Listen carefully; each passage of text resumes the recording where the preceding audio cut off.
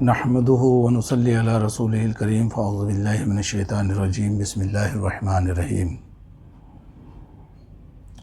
آج کا موضوع روزہ نماز، پوجا پاٹ اور دان پن خیرات کرنے والوں کے اور ان کا کیا بیان ہے، کس طرح سے ہے، کچھ اس کے بارے میں بیان کیا جائے گا۔ ویسے تو روزہ نماز اور پوجا پاٹ، دان پن خیرات اور نیک بد کاموں کے بارے میں تو بیان کرنے والوں نے کمی نہیں چھوڑی ہے، نہ ہی کمی ہے ان کے بتانے والوں کی۔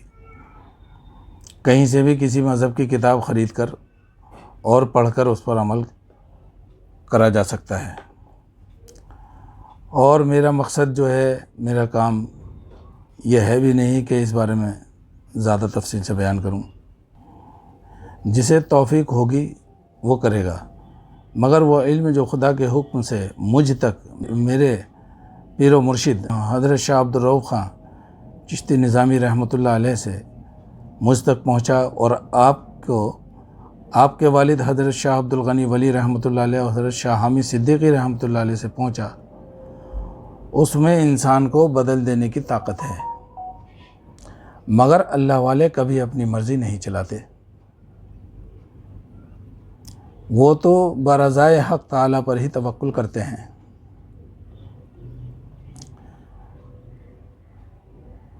تو جو پہلے میں نے بیان کیا، جو شریعت کے دائرے میں دینی علم کی باتیں تھیں، شریعتی زندگی گزارنے کے اصولوں کے علم کو کہتے ہیں، جو خدا رسول کے حکم کے مطابق ہوتے ہیں، جو آسمانی کتابوں میں سکھائے گئے ہیں، اس پر وہ لوگ زیادہ عمل پیرا ہوتے ہیں۔ نمبر ایک تو وہ جو تھوڑا بہت جنت، دوزخ اور سورگ اور نرک پر اور کرنی بھرنی پر یقین رکھتے ہیں، اس پر وہ لوگ زیادہ عمل پیرا ہوتے ہیں، اور آخرت پر، اگلے جنم پر یقین رکھتے ہیں۔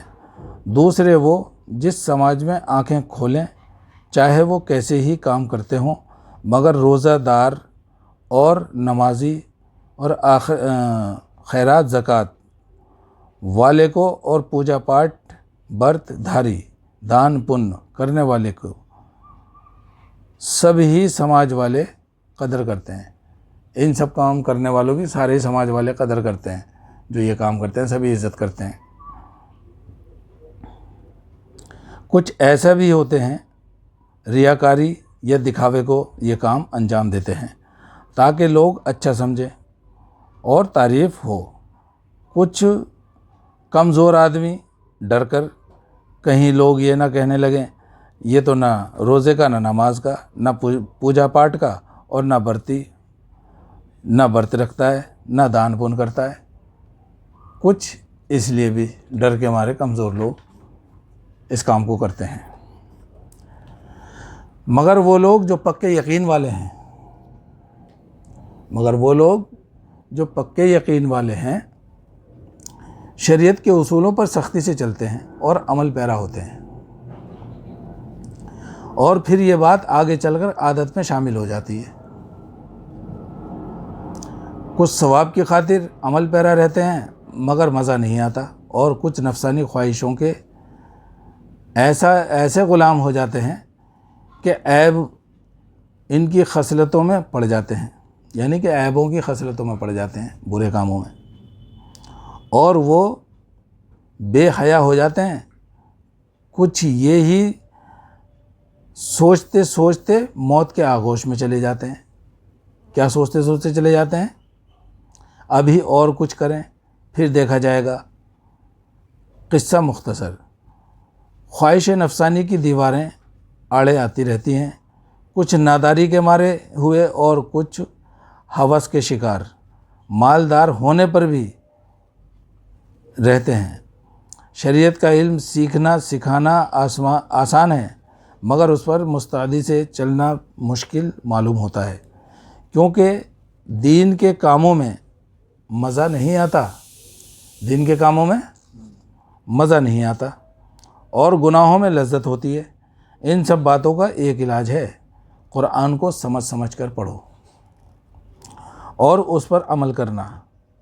قرآن تو پڑھا مگر آیت کا کیا مطلب ہے کچھ پتہ نہیں۔ علماء اور ودوان کا یہ حال ہے، پڑھتے لکھتے صحیح ہیں اور پڑھتے بھی صحیح ہیں اور معنی مطلب بھی صحیح لکھتے ہیں، مگر لکھ کر فوراً بھول جاتے ہیں۔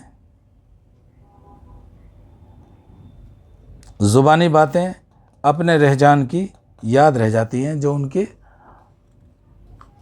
اپنے رہجان کی جو جس میں وہ روز ملوث رہتے ہیں وہ باتیں یاد رہ جاتی ہیں۔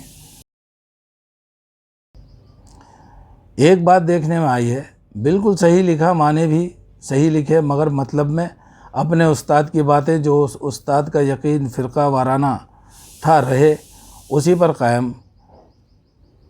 مثال کے طور پر اللہ نے فرمایا کہ نبی رسول معصوم ہوتے ہیں، اور یہ بات کئی کئی جگہ خود انہی کے ہاتھوں کی لکھی ہوتی ہیں، اور دین کی کتابیں بھی ان کی اسی مفہوم کی بہت چھپی ہوئی ہوتی ہیں۔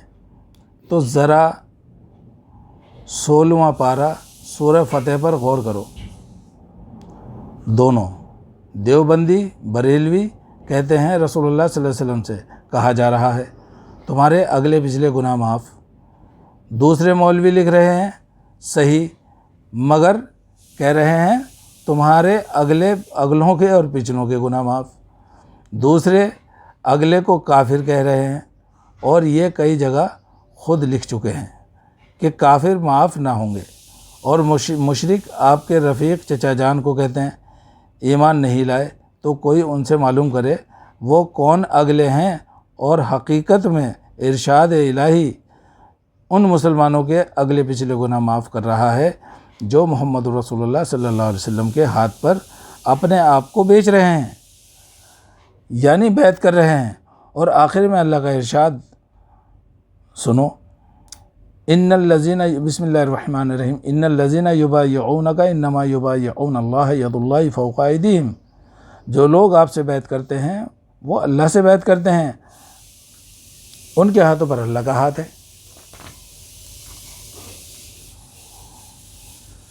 تو اللہ نے کھول کھول کر کئی جگہ ارشاد فرمایا شیطان انسان کا کھلا دشمن ہے، اور اس کی وجہ یہ بتائی آدم کو سجدہ نہ کرنے کی وجہ سے نکالا گیا اور لعنت میں قیامت تک کے لیے گرفتار ہوا۔ تو اپنی دشمنی نکالنے کو انسان سے ایسا کام شروع کرائے جو اللہ کی ناراضگی کی وجہ بنے۔ تو پہلے آدم علیہ السلام اور حوا علیہ السلام کو جنت سے نکلوایا، اور زمین پر شیطان اور انسان کی جنگ شروع ہو گئی۔ سمجھ گئے؟ زمین پر شیطان اور انسان کی جنگ شروع ہو گئی۔ یہ اللہ تعالیٰ قرآن سے ہمیں خبر دے رہا ہے، اور اللہ یہ بتانا چاہ رہا ہے کہ شیطان ایسا کام کرانے کی جستجو میں لگا رہتا ہے جو یہ انسان جنت میں جانا تو الگ، جنت کی خوشبو بھی نہ سونگھے، اور اللہ کو یہ دکھانا دیکھ یہ کتنا برا ہے جس کی وجہ سے تو نے مجھے جنت سے نکالا، میں جو کرتا ہوں میں نے اس کے امتحان کی اجازت آپ سے لے لی ہے۔ شیطان یہ کہتا ہے کہ میں جو کر رہا ہوں میں نے تو تجھ سے پہلے ہی اجازت لے لی، میں بہکاؤں گا اسے، تو میں تو وہی کر رہا ہوں، لیکن اسے دیکھ اس کی وجہ سے تو نے مجھے نکالا باہر جنت سے، اور یہ دیکھ کتنے برے کام کر رہا ہے، تیری نافرمانی کر رہا ہے اور میرے بہکاوے میں آ رہا ہے یہ۔ تو یہاں کمی کس کی؟ انسان کی۔ تو آپ سے لے لی ہے، نہ میں نے تیری کبھی نافرمانی کی اور نہ کرتا ہوں، میں ہی ایسا ہوں جو تیرے سوا کسی کو سجدہ نہیں کرتا اور نہ کسی کو معبود ٹھہراتا ہوں، اور لعنت پر خوش ہوں، یعنی کہ لعنت کا طوق اس کے گلے میں ڈال ہی دیا ہے اللہ نے۔ تو میں تو تیرے ہی حکم سے اس کو اس کا اصلی چہرہ دکھاتا ہوں تاکہ یہ قائل ہو کہ تو پروردگار ہے۔ اپنے کرتوت دیکھ کر تو اللہ اپنی کتابوں میں انسان کو انسان کی ہار جانے کی وجہ بتاتا ہے، مگر انسان ہے کہ سمجھتا نہیں۔ بار بار نبی بھیجے، اپنی کتابیں بھیجیں سمجھانے کے واسطے، مگر یہ انسان وہی کا وہیں رہا۔ تو اللہ پاک بھائی سمجھنے کی توفیق عطا فرمائے۔ یہ میں نے بیان کر دیا، اس میں روحانی بیان بھی اور شریعت کا، دنیا کا بھی بیان آ گیا اس کے اندر، اور پیری مریدی کا مطلب بھی سمجھا دیا گیا اس کے اندر، اور خلاصہ کر کے اور کسی ویڈیو میں انشاءاللہ بیان کروں گا۔ تب تک کے لیے اجازت، وآخر دعوانا ان الحمد للہ رب العالمین۔ السلام علیکم ورحمۃ اللہ وبرکاتہ۔